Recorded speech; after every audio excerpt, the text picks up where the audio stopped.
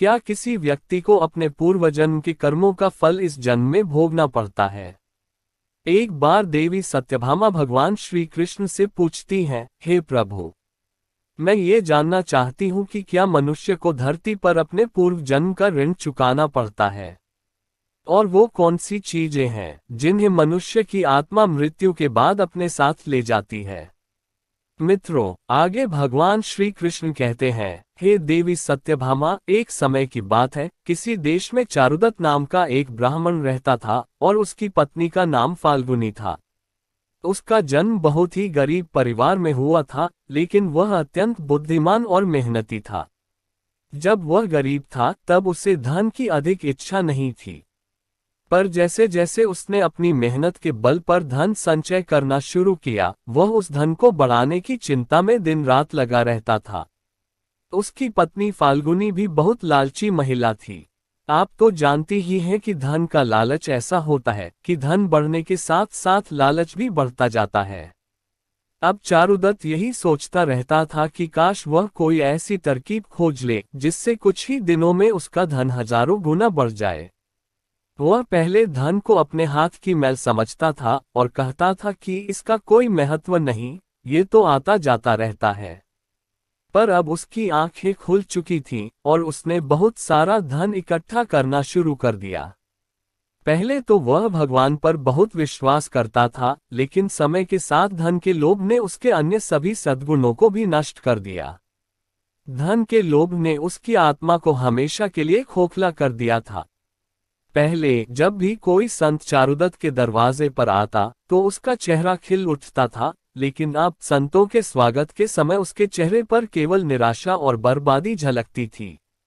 मित्रों, भगवान श्री कृष्ण कहते हैं, एक बार की बात है, शाम का समय था। चारुदत्त के द्वार पर एक संत आए और बोले, बेटा, मैं एक यात्री हूँ और हरिद्वार से आगे जा रहा हूँ। यदि संत को रात के लिए ठहरने का स्थान मिल जाए तो कृपा होगी। मैं बड़ी आशा लेकर तुम्हारे द्वार पर आया हूँ। संत के चेहरे पर संतोष था, आंखों में अमृत सी शांति और मुंह में शहद जैसी मिठास थी। संत की इस उपस्थिति से चारुदत्त के हृदय में भक्ति भर गई। उसने संत के चरणों में प्रार्थना करते हुए कहा, महात्मा जी, आपकी सेवा करना ही मेरा परम धर्म है। तब संत ने कहा, बेटा, आज के समय में समान भक्ति वाला कोई नहीं मिलता। भावनाओं वाले लोग बहुत कम रह गए हैं। ऐसा लगता है मानो इस संसार से धर्म की भावना ही लुप्त हो गई है।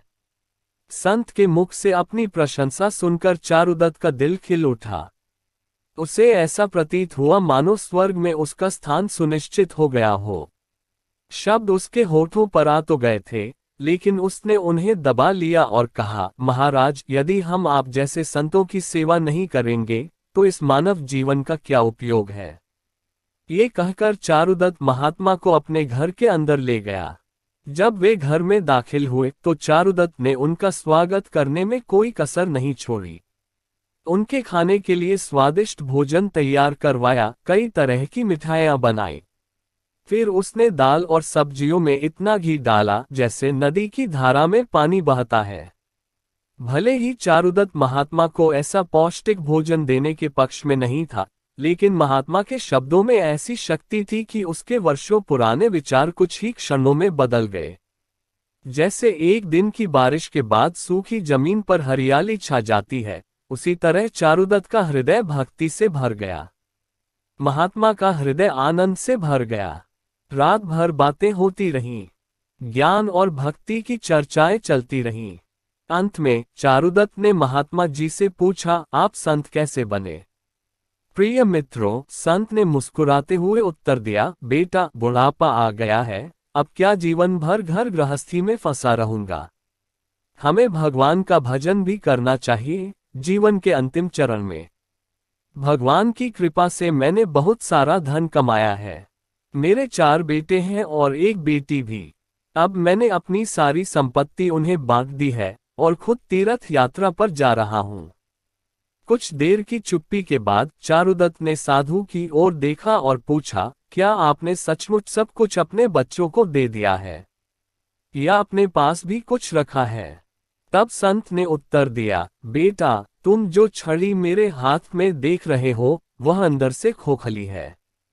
मैंने उसमें 700 स्वर्ण मुद्राएं रखी हैं। कभी कभी यात्रा के दौरान पैसों की जरूरत पड़ती है। ये कहकर संत सो गए, लेकिन चारुदत्त की आंखें जाग रही थीं। उसकी पत्नी फाल्गुनी ने भी यह सब सुन लिया था। अब रात्रि का पहला पहर बीत चुका था। चारुदत्त बार बार महात्मा की छड़ी को देख रहा था और मन में कुछ सोच रहा था। अब उसके मन में लोभ का भ्रम समा गया था, लेकिन उसकी अंतरात्मा उसे यह घृणित कार्य करने से रोक रही थी। परंतु उसके मन की दुष्ट आत्मा स्वर्ण मुद्राएं पाने की जिद पर अड़ी हुई थी। कुछ समय से इस जद्दोजहद में उसका मन बहुत बेचैन हो गया था। तभी उसकी पत्नी फाल्गुनी उसके पास आकर बैठती है और कहती है, स्वामी, आप किस गहरी चिंता में डूबे हुए हैं? क्या आप भी वही दुष्टता से सोच रहे हैं जो मैं सोच रही हूँ? वह आगे कहती है, इस महात्मा ने बहुत सेवा करवाई है, अब इसे कुछ देना चाहिए। चारुदत्त कहता है, फाल्गुनी, मैं दुविधा में हूँ। अतिथि की सेवा करना हमारा कर्तव्य है, लेकिन अगर हम उनके पैसे चुरा लें तो ये पाप होगा। शायद हमें ऐसा नहीं करना चाहिए। तब उसकी पत्नी फाल्गुनी कहती है, क्या बकवास कर रहे हो? ये महात्मा बूढ़े हैं और कौन जाने कब फिसल जाएं। वैसे भी अब वह अनाथ हो गया है और अपने अंतिम दिन बिताने हरिद्वार जा रहा है। फाल्गुनी ने कहा, तुम अपना मन रोककर ये सोने के सिक्के ले लो। मुझे लगता है भगवान भी यही चाहते हैं। इसीलिए ये महात्मा यहाँ आए हैं और तुम्हें वो बात बताई है जो सभी से गुप्त रखनी चाहिए। तब चारुदत्त कहता है, ठीक है। मित्रों, भगवान श्री कृष्ण आगे कहते हैं, हे देवी सत्यभामा, अंततः लोभ ने धर्म को पराजित कर दिया। चारुदत्त ने छड़ी उठाई, लेकिन उसके हाथ पैर कांप रहे थे। उसकी अंतरात्मा एक बार फिर बुदबुदाने लगी, लेकिन लोभ के मजबूत हाथों ने उसे दबा दिया। तब चारुदत्त और फाल्गुनी ने छड़ी खोली और उसमें से सोने के सिक्के निकाले। उनकी जगह सामान्य लोहे के सिक्के भर दिए। अगले दिन सुबह महात्मा ने चारुदत्त और उसकी पत्नी की विनम्र अनुमति ली और स्नान आदि करने के बाद अपनी अगली यात्रा के लिए तैयार हो गए। लेकिन अभी भी चारुदत्त का दिल धड़क रहा था। उसे डर था कि कहीं संत को शक न हो जाए। ये सोचकर उसका चेहरा पीला पड़ गया। महात्मा जा रहे थे, लेकिन उन्हें इस बात का कोई अंदाजा नहीं था। वह हंस रहे थे, बातें कर रहे थे और रात के आतिथ्य का बार बार धन्यवाद कर रहे थे। जाते समय चारुदत्त ने कहा, महात्मा जी, मेरे कोई संतान नहीं है। कृपया भगवान श्री कृष्ण से प्रार्थना करें कि हमें भी उनके जैसी संतान हो। यद्यपि हम पापी हैं, हमारी प्रार्थनाओं का कोई प्रभाव नहीं हो सकता, परंतु आप महात्मा हैं, भगवान आपकी अवश्य सुनेंगे, चारुदत्त ने कहा। फीकी मुस्कान के साथ महात्मा ने उत्तर दिया, वह सुनेगा या नहीं, ये तो वही जाने, परंतु मैं तुम्हें आशीर्वाद देता हूँ कि भगवान श्री कृष्ण तुम्हें संतान प्रदान करें। ये कहकर महात्मा वहां से चले गए। अब तो मानो चारुदत्त के सिर से बहुत बड़ा बोझ उतर गया हो। उसे ऐसा लगा जैसे महात्मा के जाने से उसके हृदय से पत्थर हट गया हो। परंतु इस चोरी के दुष्परिणाम से चारुदत्त और फाल्गुनी नहीं बच सके। चारुदत्त का मन मस्तिष्क यह अनुभव कर रहा था कि कुछ गलत हुआ है, परंतु उसे इस चोरी के उजागर होने का भय भी बहुत था। चोरी का उजागर होना तो निश्चित था, परंतु उसका परिणाम चुपचाप भविष्य के किसी पर्दे के पीछे छिपकर सही अवसर की प्रतीक्षा कर रहा था। मित्रों, भगवान श्री कृष्ण कहते हैं, वर्तमान समय के आगे मनुष्य भविष्य की परवाह नहीं करता, लेकिन भविष्य कभी माफ नहीं करता। वहीं दूसरी ओर जब महात्मा हरिद्वार पहुंचे तो उनका हृदय अत्यंत प्रसन्न हो गया। साधु संतों को देखकर उन्हें इतनी प्रसन्नता हुई मानो सभी देवताओं से साक्षात मिलन हो गया हो। दर्शन करने के बाद उनका मन भगवान की भक्ति में डूब गया। फिर अगले दिन उन्होंने उस मंदिर के मुख्य रसोइये को बुलाया और कहा, मैं यहाँ दर्शन के लिए आने वाले सभी तीर्थयात्रियों के लिए भोजन दान करना चाहता हूँ। महात्मा की इस इच्छा को सुनकर रसोइया भी प्रसन्न हो गया। मेरी बस यही इच्छा बची है, महात्मा ने कहा, कृपया हमें बताएं कि सभी लोगों के भोजन, आश्रय और वस्त्र दान के लिए कितना धन खर्च किया जा सकता है। तब उस व्यक्ति ने कुछ हिसाब लगाया और बताया, महाराज, भोजन दान, आश्रय और वस्त्र दान और अन्य सभी प्रकार के कार्यों के लिए कुल 700 स्वर्ण मुद्राओं की आवश्यकता हो सकती है। इसमें 25 से 25 कम या ज्यादा भी हो सकते हैं। क्या आपके पास इतने और पर्याप्त धन है? महात्मा ने मुस्कुराते हुए कहा, ठीक है, मैं इसकी व्यवस्था कर दूंगा। आप बस कल के लिए सभी कार्यक्रमों का आयोजन करें। ये कहकर वह गंगा स्नान के लिए चले गए। फिर अगले दिन उनके निर्देशानुसार उस रसोइये ने पूरे कार्यक्रम का आयोजन किया। हरिद्वार के परिसर में भोजन दान, वस्त्र दान, भजन आदि बड़े धूमधाम और खुशी के साथ किया गया। ये देखकर वहां उपस्थित सभी लोग खुश होकर कहने लगे, महात्मा गरीब होने के बावजूद भी इतने उदार हैं। जिनके पास धन की कोई कमी नहीं है, वे इसे बेकार के दिखावे में बर्बाद कर देते हैं, लेकिन धर्म के मार्ग पर एक पैसा भी खर्च नहीं करते हैं। वे एक नेक दिल व्यक्ति हैं जो अपने धर्म को समझते हैं और धर्म के सामने धन का कोई मोह नहीं है। अपनी प्रशंसा सुनकर महात्मा की खुशी का ठिकाना न रहा। उनका हृदय खुशी से भर गया। लेकिन दूसरी ओर उनका भाग्य रो रहा था। जब शाम हुई, महात्मा ने अपने कमरे का दरवाजा बंद किया और कांपते हाथों से छड़ी खोली। जैसे ही उन्होंने अंदर देखा, लोहे के सिक्के देखकर उनका दिल धक से रह गया।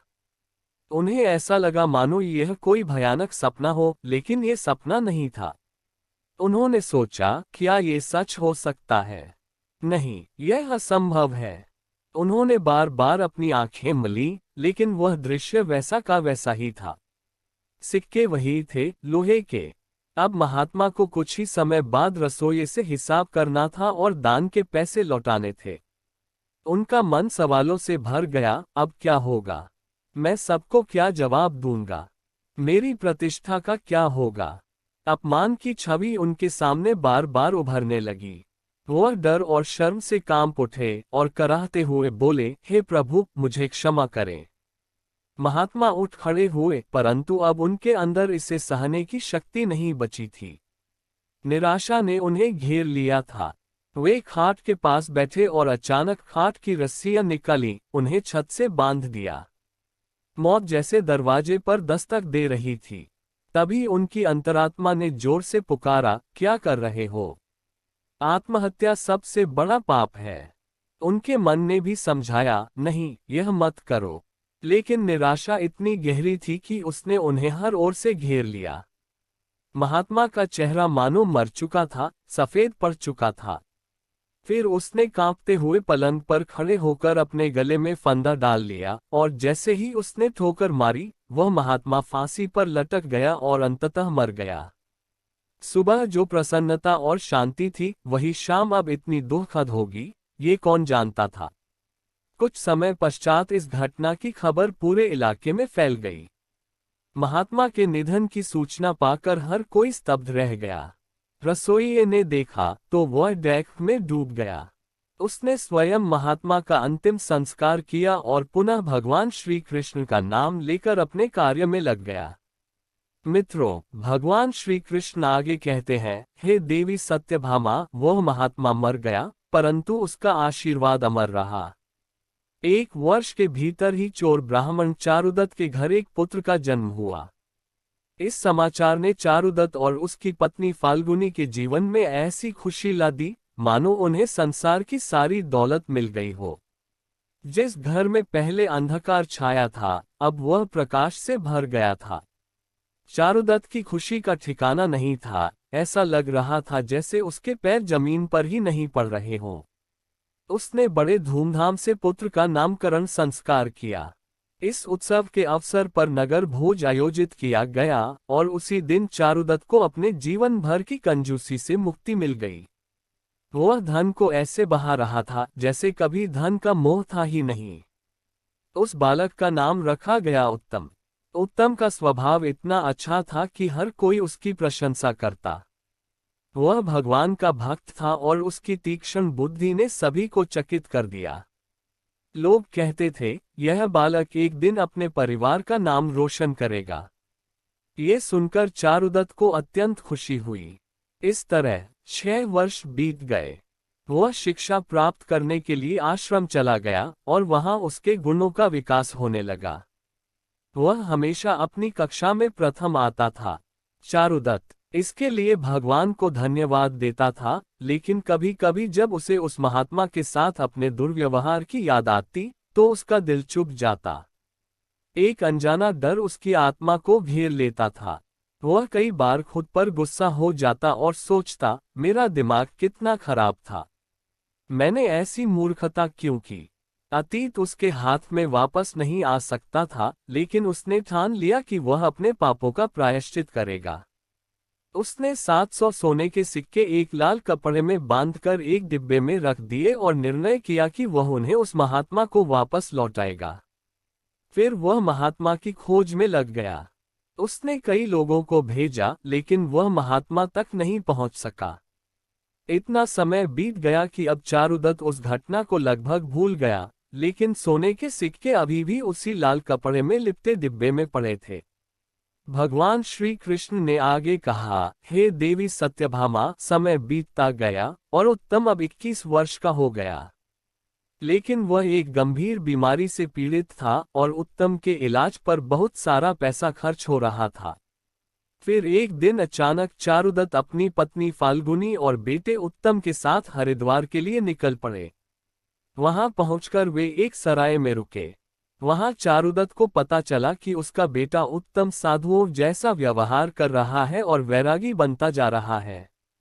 वह दिन रात साधुओं की छावनी में समय बिताता था और जब भी कोई गरीब या दुखी व्यक्ति देखता, तो उसकी मदद करता। ये देखकर चारुदत्त को बहुत दुख होता, लेकिन वह कुछ कर नहीं सकता था। उत्तम उसका इकलौता बच्चा था और उसके चेहरे को देखकर चारुदत्त का गुस्सा शांत हो जाता। वह बहुत सोचता, पर उत्तम के इस व्यवहार का कारण उसे समझ नहीं आता था। फिर अगले दिन शाम को उत्तम भजन करके अपनी सराय की ओर लौट रहा था, तो उसे रास्ते में एक बूढ़ा व्यक्ति रोता हुआ मिला। उत्तम ने आश्चर्य से पूछा, भाई तुम क्यों रो रहे हो? बूढ़े व्यक्ति ने कहा, बेटा मैं क्या कहूँ, मुझे कहने में शर्म आती है। मुझे अपना कर्ज चुकाना है क्योंकि मुझे व्यापार में घाटा हो गया है और मेरे सिर पर बहुत सारा कर्ज है। उत्तम ने कहा, लेकिन यह एक छोटी सी बात है। बूढ़े व्यक्ति ने उत्तम को अजीब निगाहों से देखा और कहा, मुझे अपना कर्ज चुकाना ही होगा, अन्यथा मेरे पास आत्महत्या करने के अलावा कोई विकल्प नहीं है। फिर उत्तम कुछ देर तक चुप रहा। ये चुप्पी उस बदकिस्मत बूढ़े के लिए एक उम्मीद बन रही थी। उसके आंसू रुक गए और फिर उत्तम ने पूछा, महाराज आपको कितने धन की आवश्यकता है? कृपया हमें बताएं। दोस्तों, जब कोई व्यक्ति निराश होता है तो उसे हर कदम पर उम्मीद दिखाई देती है। बूढ़े व्यक्ति ने हिसाब लगाया और उत्तर दिया, मेरे सिर पर लगभग 700 स्वर्ण मुद्राओं का कर्ज है। उत्तम फिर कुछ देर चुप रहा। फिर उसने कहा, महाराज चिंता न करें, आप बस गंगा के तट पर मेरी प्रतीक्षा करें। मैं जल्द ही वापस आ जाऊंगा। मैं कहीं से आपके लिए धन इकट्ठा करूंगा। तब बूढ़े व्यक्ति ने कहा, बेटा मेरे पास में एक धर्मशाला है, तुम वहां आओ। उसी समय उत्तम वापस सराय में भाग गया। उस समय उसके दिल में हलचल मची हुई थी। उसका मन बेचैन था। वह जल्द से जल्द बूढ़े व्यक्ति की परेशानियों से छुटकारा पाना चाहता था। दैवीय शक्ति ने उसे आश्वासन दिया था कि इस बूढ़े व्यक्ति की मदद करना उसका कर्तव्य है। वह विशेष भावना के साथ अपनी सराय में पहुंचा। उसके माता पिता कहीं बाहर गए हुए थे।